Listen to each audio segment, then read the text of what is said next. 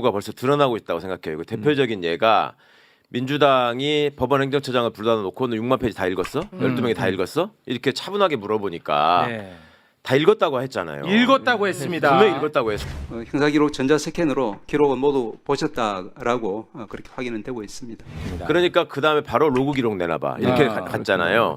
그러면 이게 이제 국힘 같은 경우면 싸움을 해본 양아치 집단 같으면 아 내가 언제 그랬어? 갑자기? 이렇게 나오는 거거든 원래. 내가 언제 봤다 그랬어? 내가 언제 스캔을 했다고 그랬지. 봤다고 파일을 바꿨다고 그랬지. 내가 언제 봤다고 그랬어? 막 이렇게. 그게 싸움이거든. 아 그게 싸움이야. 근데 여기서 뭐라 그러냐면 이제 바로 조선일보나 이런 것들을 통해서 흘리는 얘기가 맨 처음에 나온 제목이 뭐였습니까? 상고는 원래 다 안 보고 하는 거다. 이렇게 했다가 그게 이제 그러면 안 봤다는 자백이잖아. 이렇게 될 것 같으니까 그렇지. 또 제목이 바뀌어요. 상고 심판 구조를 잘 모르고 정치적 공격을 하는 거다. 이런 식으로 말을 바꿨거든요. 네. 근데 그것도 익명의 관계자로 숨어서 했잖아요. 네. 그게 이미 불안하다는 거예요. 그렇죠. 이거에 긁혔다는 거예요. 원래 대법원은 말 안 해. 네. 아 원래는. 원래는 말할 필요가 없어. 자기들이 최고의 권한을 가지고 있는 최고 법원이기 때문에 우리는 뭐 이렇게 되는 놈들하고 말 섞고 이러는 사람들이 아니야. 그냥 꾹 다물고 가만히 있다가 그냥 판결하면 그만이야. 니들이 어쩔 건데. 근데 지금 거의 수다맨이에요. 그러니까 아 이게 그러니까 다급하다는 거구나. 그럼 실제로 이게 그런 걱정들을 하시잖아요. 조희대가 처음부터 이 날짜 다 헤아려 보고 6월 3일 전에 날릴 수 없을 것 같으면 왜 이걸 시작했겠냐. 맞아요. 이게 이제 가장 중요한 불안론의 근거예요. 그렇습니다. 매우 전략적일 것이다. 조희대가 바보냐. 그렇지. 전략적으로 다 그게 법을 다 아는 애들인데. 바보야. 근데 바보야. 바보야? 그거를 바보가 아니라고 전제하니까 얘기가 자꾸 안 풀리는 거야. 그다음부터. 그러니까 이제 불안감의 원인이 뭐냐 하면 불안감이라는 것은 상대가 나쁜 의도를 가지고 나를 공격해 올 때. 그러니까 지금은 이제 유권자 시민들의 투표권을 공격해 온 거잖아. 네. 그러니까 기호 1번 후보를 삭제해 버림으로써 무투표 당선시키겠다는 거야. 와 심각하다. 이거잖아. 예. 그러니까 이제 시민들은 지금 나의 참정권, 나의 헌법상의 권리를 대법원한테 뺏기게 생겼기 때문에 네. 화도 나고 이거 못 찾아오면 어떡하지? 이거 완전히 네, 뺏기면 어떻게 하지? 불안하고. 일단은 항소심 재판부에서 무죄를 했기 때문에 시간이 더 걸리게 됐잖아.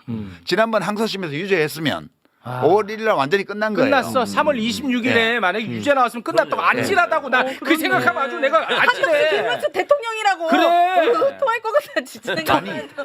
너무 아니 5월 1일 날 아웃시켰으면 5월 1일부터 5월 12일까지 아직 열흘 기간이 남았잖아요. 네. 그럼 민주당에서 다른 후보를 냈어요. 그럼 어. 그래도 대선은 또 이겨. 나는 그렇게 생각해요. 다행히 항소심 재판부에서 무죄를 했기 때문에 시간이 걸리는 거예요. 지금 문제는 속도전이거든. 그렇습니다. 속도전인데 그러면 조희대는 뭘 했냐 하면 원래 2심에서 유죄가 올라오면 5월 1일 날 보내려고 미리 준비한 거예요. 그런 것 같아요. 그럼 못 보냈네. 그렇죠. 무죄 와가지고 네. 그럼 다시 보내야지. 그렇죠. 그 생각만 한 야, 거예요. 그래갖고 빨리빨리 해가지고 단순하게. 후다닥 해가지고 유죄 선고를 한 거야. 했는데 지들이 어쩔 건데라고 했는데 어쩌고 있잖아 지금. 아. 지금 다 탄핵당하게 생겼어. 이 국회가 감히 우리를 탄핵한다고 상상도 못했는데 헌법에 다 있는데 그 사람은 헌법을 잘 몰라. 헌법에 제적 의원 과반수로 그냥 탄핵하게 돼 있다고.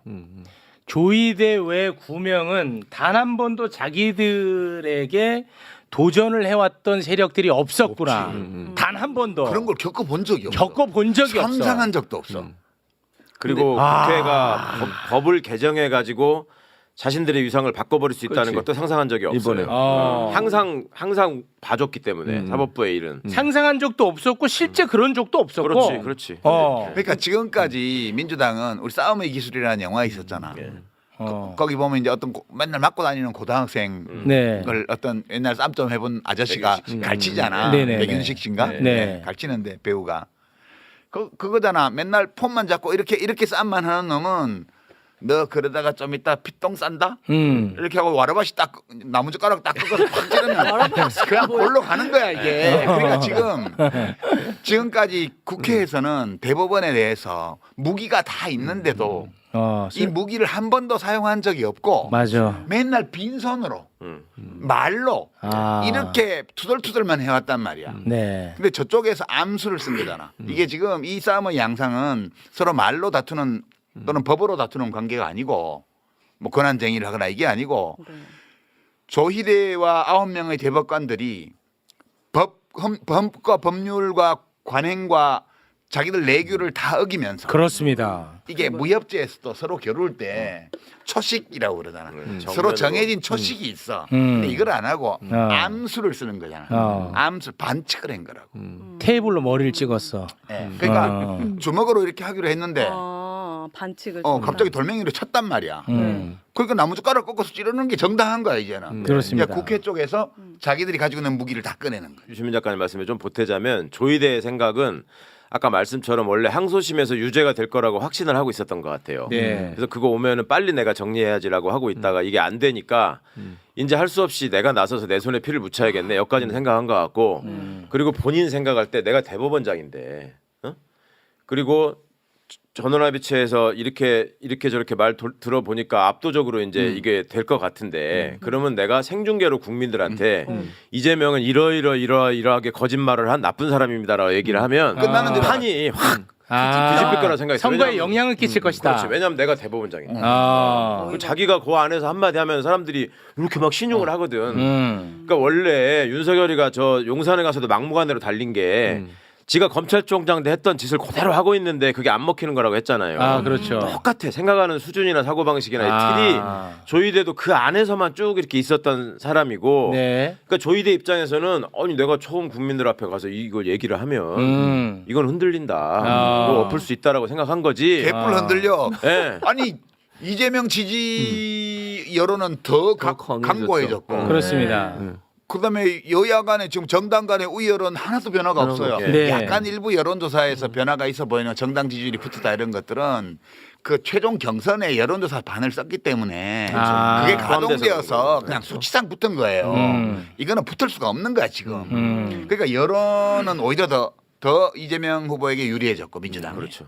그다음에 국회는 무기고를 열어가지고 지금 무기를 다 꺼내와서 지금 장전하고 있는 거야 지금부터. 일단 장전하고 탄창 끼우고 조희대는 그거 보고 있겠죠. 보고 있죠. 그러고는 이제 우리가 12일 날까지 니네 안 하면 이제 쳐들어갈 거야 라고 지금 선포해 놓은 상태예요. 그렇습니다. 네, 그리고 지금까지 우리가 이걸 안 쓴 거는 니들을 존중해서 안 썼던 거야. 근데 니들이 반칙을 썼기 때문에 우리도 이걸 쓸 수밖에 없어.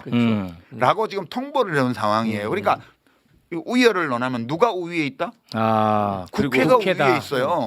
그런 어떤 무기의 면에서나 여론 지형의 면에서도 그런데 그 여론 지형은 조희대가 지금 생각하지 않았던 거예요. 조희대는 그러니까 이런 상상도 싸움을 못했겠지. 해본 적이 없기 때문에 그럴 것 같네. 여론이 이렇게 될 거라고 생각 안 했어요. 아, 들어보니 그리고 그러네. 또 하나 이 싸움에 이 사람들이 질 수밖에 없는 게 어쨌거나 소수거든요 지금 사법부가. 네. 그리고 갖고 있는 무기라고 하는 게 시간이 한정이 돼 있고 되게 촉박한 상황에서 되게 무리를 많이 써야 돼요. 그 지금. 형사소송법 무리수를 써야 때문에 되는데. 마음대로 싸울 수도 없어 자기들은. 예. 근데 무리수를 써야 되는데 얘들은 애초에 그 법안에서 움직이는 거라는 전제가 또 국민들 머릿속에 있어. 그러니까 그걸 벗어나서 싸우면 일단 국민 지지는 절대 못 받아요. 그러면 내부 결속이라도 확실하게 해가지고 똘똘 뭉쳐서 네. 그러니까 우리 조희대 건드리면 우리도 하는 거 다 해가지고 내가 다 죽일 거야. 예를 들면 이렇게 해야 돼요. 네. 뭘로 죽일 건데. 그러니까 그나마 그렇게 해야 되는데 사법부라는 이 구성의 특징이 전에부터 유시민 선배님 그랬잖아요. 사법부라는 건 관념 속에만 있는 거고 개개 판사들이 그냥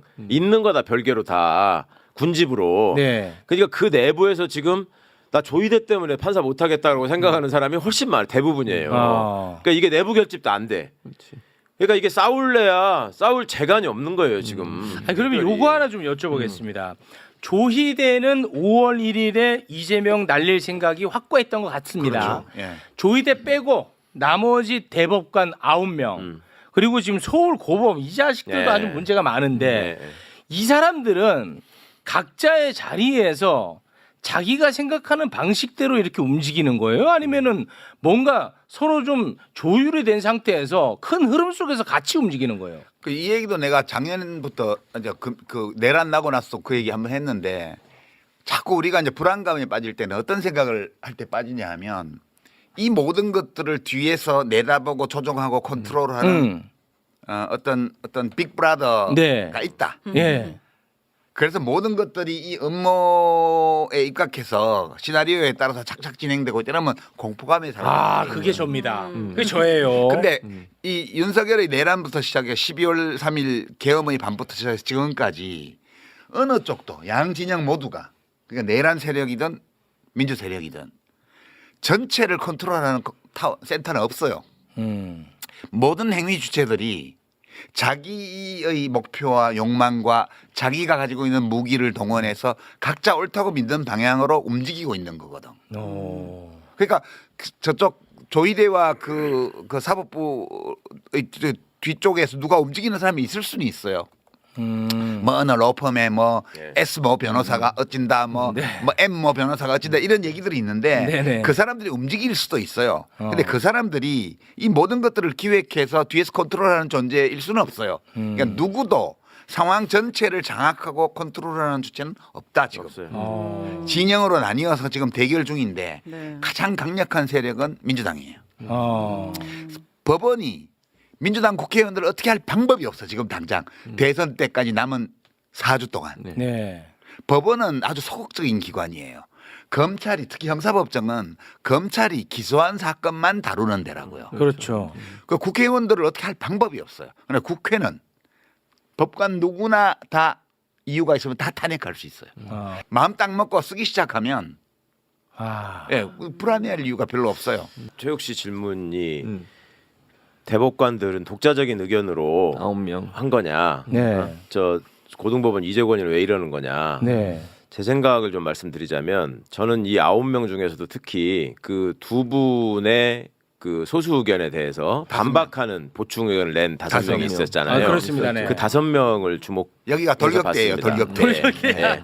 진짜 5명이 돌격대인데 이게 이제 말 같지 않은 소리를 거기다 써놔가지고 뭐 지연된 정의는 정의가 아니라는 무슨 개소리를 거기에 사실 써놨는데 불법 재판의 증거를 많이 자백해놨더라고 보충 의견에. 그게 굉장히 그러니까 이 판결문의 특징이 굉장히 수준이 낮은 아주 저열한 판결문이라는 데가 있는데 이 보충 의견을 쓴 5명이 더 골 때려요. 근데 이제 이 사람들의 면면을 보면 일단 서경환, 이수견, 그다음에 박영재, 와, 박영재는 신숙희, 마용주 이렇게 돼 있거든요. 마용주 왜 임명 안 했던 거야? 그동안에? 여기 지금 이수견 하나만 서울법대 내란과 출신이 아니에요. 어. 4명은 다 서울법대 내란과고 서경환만 저보다 대학 선배고 나머지 3명 다 후배거든요. 근데 그래요? 마용주, 박영재, 신숙희는 어떤 사람이냐면 조이대 참모 출신이에요. 그러니까 대법원장의 가장 신복이 누구냐면 법원 행정처장이 아니라 법원 행정처 차장이야. 그래서 양승태 때도 법원 행정처 차장 임종원이 모든 걸 다 한 거예요. 왜 법원 행정처 차장이 대법원장의 신복이냐? 굳은 일을 대법원장의 의중에 있는 굳은 일을 다 맡아서 하고 나중에 대법관 시켜주는 자리야 그게. 원래 옛날부터. 근데 그 박영재가 법원행정처 차장 출신이에요. 그 다음에 신숙희는 법원행정처의 실장 출신인데 여기다가 여성 몫으로 한 명씩을 둔 자리에 가서 있었던 거예요. 그러니까 신숙희 입장에서는 이 조이대가 은인이야 은인. 자기를 출세시켜준 은인이에요. 마용주는 수석재판연구관 출신이에요. 수석재판연구관이라는 건 뭐냐면 대법관들이 지금 봤다는 보고서의 최종 책임자가 수석재판연구관이에요. 수석재판연구관은 매일매일 대법원장한테 찾아가서 문안 드리고 보고 드리는 사람이에요. 그러니까 이 세 사람은 그러니까 박영재가 주심인 것도 제가 보기엔 이유가 있어요. 그러니까 제일 믿을 만한 놈을 주심으로 박아놓고 그리고 형식적인 주심이었잖아요. 얘는 기록도 보기 전에 전압으로 가버린 거잖아. 그렇습니다. 네. 그렇게도 토를 안 달 사람을 해놓은 거야 지금. 이걸 만약에 주심을 이윤구 대법관이나 오경미 시켜놨으면 절대 못합니다 이거 전압에서. 예. 그게 소부의 오경미 대법관이 거기 들어가 있었잖아요. 그렇습니다. 예, 예. 박영재 대법관이 네.